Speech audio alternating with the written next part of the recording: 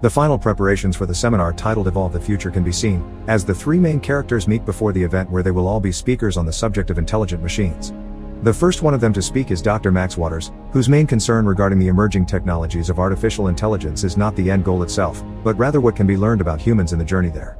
He's mostly interested in the medical applications of such technologies to find cures for incurable diseases and to save lives.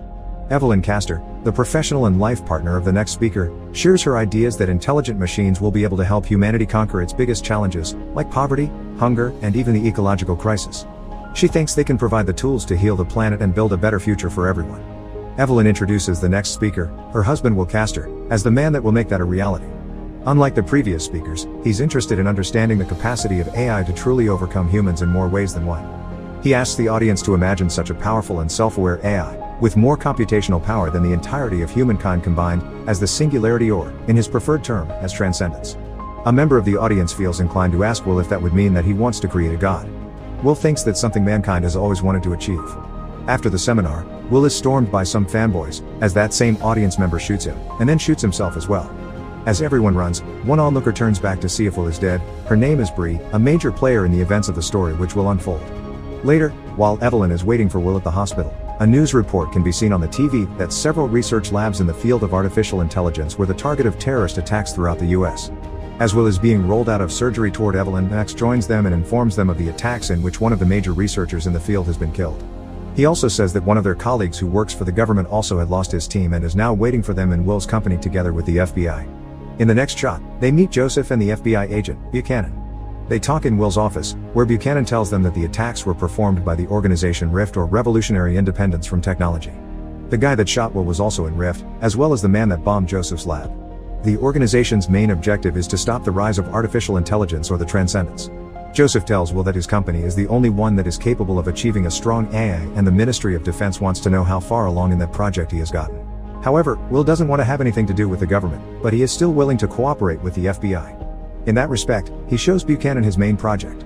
They enter the room where they keep PIN, or Physically Independent Neural Network, a state-of-the-art AI powered by quantum processors.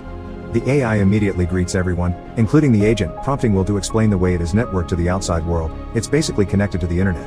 While they still can't be sure if the AI has achieved consciousness, one of their colleagues who died in the attacks might have found a way to solve that problem. As they speak, Will begins feeling sick and gets rushed to the hospital. The doctor tells them that the bullet he was shot with was laced with polonium and that Will has radiation poisoning. He gives Will no more than 5 weeks to live. Evelyn takes him back home, where he decides to spend his last month, to be with her. When she hears his decision to stop working and close down the company, she takes matters into her own hands because she believes that she can save Will, or rather his consciousness, of perishing by using their technology. She gets their colleagues' documents, who made experiments on monkeys, from Joseph and steals a few of PIN's quantum cores. Then, she leases an abandoned gym where she can store all the things they will need for the procedure. Evelyn also asks for Max's help to transfer Will's consciousness to a computer. Max thinks that if the experiment works, it will only be a digital approximation of Will's consciousness and is reluctant to help her. However, after a conversation with Will, who wants to try, he changes his mind.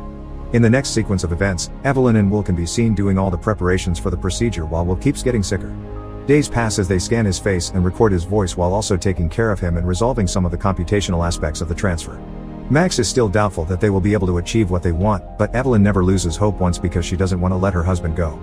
After most of the work is done, Will succumbs to the radiation sickness and dies. Evelyn, Max, and Joseph spread his ashes, but soon after, she goes back to work on getting him back. Meanwhile, Rift isn't resting either. Bree is being told that one of their people found out someone took out a few of PIN's cores even though the AI itself had been shut down. Evelyn and Max reach an impasse in resolving the problem of getting Will's consciousness back. She isn't ready to let him go but decides that she should shut down the project regardless. Max affirms her decision and gives her a few moments to say goodbye to Will. Before she shuts down the computer, something can be seen on the screen that comes fully into view when she comes back to delete the drives. Thankfully, Max notices that all-important sign of intelligence. The computer asks, "Is anyone there?" Evelyn is ecstatic when she realizes what is happening and immediately turns on the microphones and speakers so they could talk to Will directly, then the camera so he can see them. Will sounds strange and confused, so Evelyn thinks that he's still fragmented. Suddenly, he begins reordering his own code, much to her excitement. Max, on the other hand, is very concerned, wondering if what is talking to them is even Will. The AI, in the meantime, creates new designs as to where and how it should be housed, how it should be powered, showing the designs to them and asking Evelyn to connect him to the internet. That frightens Max more, so he argues with Evelyn over the ethics of allowing such an entity the enormous access it wants to the entire world. He asks her to shut it down until they can figure out what it really is. That angers Evelyn, so she chases him out and then continues to talk to Will, ready to do everything he asks for, happy that she has him back. Upset about what he just witnessed, Max goes to a bar for a stiff drink, like any normal person would, when he just approached by Bree.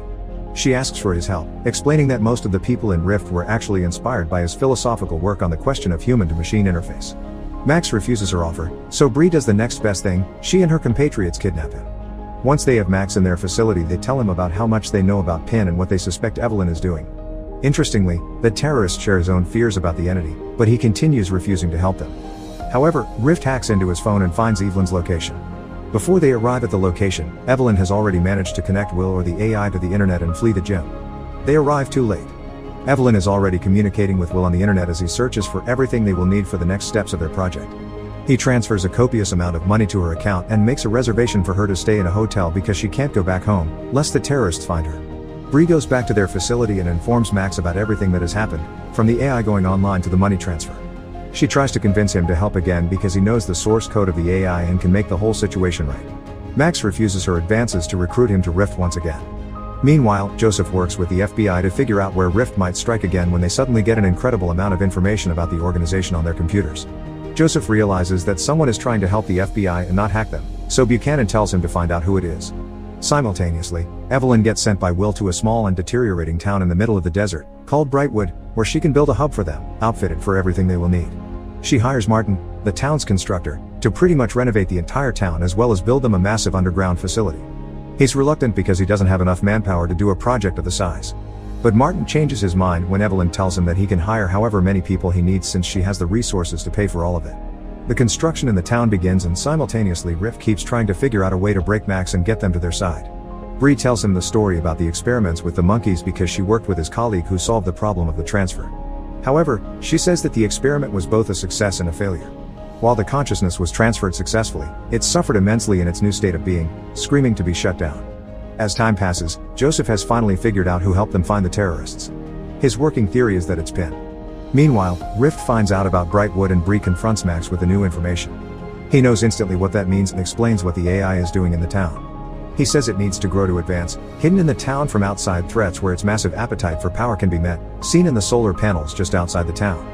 Max thinks that at some point it will want more than that because mere survival won't be enough. Will and Evelyn have built the Brightwood data center, which will only be the stepping stone to the AI's expansion and evolution.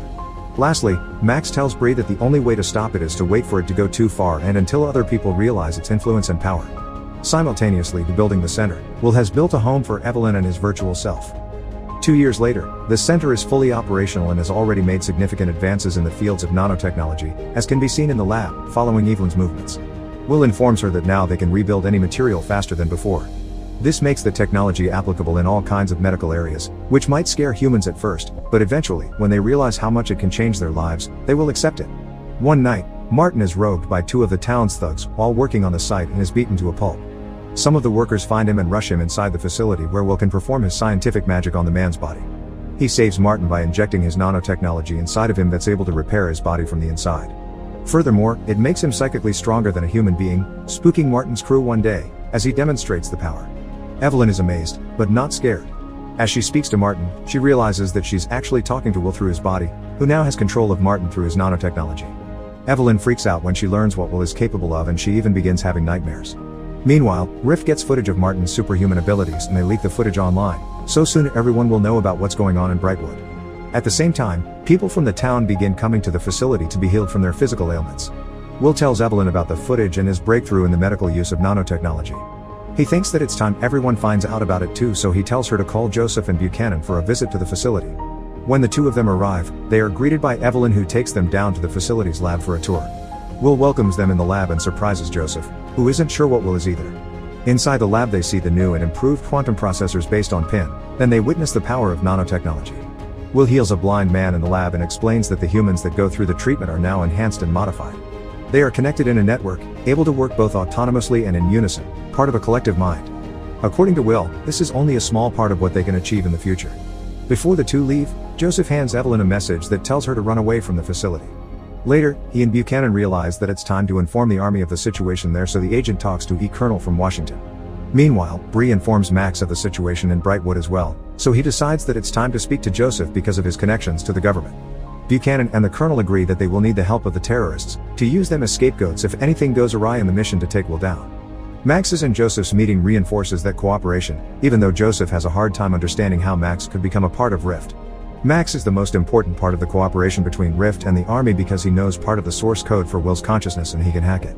With that, preparations in the Rift's facility begin. Meanwhile, Evelyn and Will have an argument, because she suddenly becomes more attuned to what is actually going on there. She freaks out and leaves, but as soon as she's outside, the Army attack the facility. The enhanced humans avoid battle with them while Martin protects Evelyn, though when they go too far, Will decides to fight back. Evelyn gets back inside, as the Army distracts one part of the enhanced humans, just so they can get one of them alone and capture him, disconnecting him from Will. Will tells Evelyn that they have Martin and that they'll use him and the source code inside of him to create a virus able to destroy him. Simultaneously, Will begins restoring it and sending his nanotech into the world. Evelyn makes another discovery in the facility, that Will has found a way to build entire human bodies using his technology. Will calls it evolution, but she becomes increasingly afraid of him, especially when Will gives her the option to upload her into the quantum computer as well. Evelyn runs away and checks into a motel. In the meantime, Rift and the Army get to work on Martin. He can't survive without his connection to Will, but Max still manages to create the virus from the source code. The next day, the Army finds Evelyn and brings her back to their headquarters. Max explains everything to her, about Martin and about what he thinks the entity is. Unlike her, he still doesn't believe that the AI is Will, and as a demonstration of the AI's intentions, he shows her a drop of rainwater under the microscope. It is filled with nanites, which could take over the world in less than a year. Though not completely convinced that the AI isn't Will, Evelyn realizes the danger and volunteers to be the carrier for the virus because she is the only one Will trusts. She's willing to sacrifice herself to be uploaded into his network for the good of mankind. Evelyn gets back to the facility while the Army and Rift are set up in the town. Will already knows that they have arrived. When she arrives, Will greets her at the door in his new body, and the others can see it happening from a rooftop in the town. As soon as Will and Evelyn embrace, the Colonel goes ahead with his plan to attack the facility, so Will is forced to get her inside and upload her faster. During the attack, Evelyn gets hurt, to Max's surprise. Will finally decides to engage with the Army and sends all of the enhanced humans after them. Meanwhile, Max and the terrorists want to follow Evelyn, so they drive over to the facility. Will brings her inside, aware of the virus and what will happen to him if he does it. He has a difficult choice to make while battling the Army at the same time, or rather disabling them so they don't get hurt. Max's truck gets toppled over, and once he and Bree get out, she holds him at gunpoint to upload the virus into Will. One of his enhanced humans is there, so he talks to Max through him. He tells him that he can either upload Evelyn into the computer or heal her, but not both. At last, it's Evelyn who convinces him to upload the virus and destroy himself. As she gets uploaded into the network, she can see that the nanites aren't harming the ecosystem of the planet but healing it, just as she wanted. Will had done all of it for her, to actualize her ideas about saving the world. The nanites build themselves out of pollutants and clean the air in the process, forests regrow with their help, and the water gets filtered from everything harmful. The virus takes hold, so the nanites leave the people's bodies and everyone is released. Joseph and the others come down from the rooftop and realize that Will didn't kill anyone in the fight. Evelyn finally realizes that the AI was always Will and they die together, uploaded in the massive horde of nanites that he has sent out in the world. The last spark of life drains from Will's new body, lying next to Evelyn, as Max walks into their home, ultimately understanding the truth about the AI himself. After the events in the facility, the entire world has gone dark with all technology being rendered useless. Max thinks that all of it was done by Will to give humanity another chance at life. In the last moments of the film, Max is seen visiting Will's and Evelyn's garden, where he sees nanites in the rainwater. He thinks that everything that Will did was so that he and Evelyn can be together.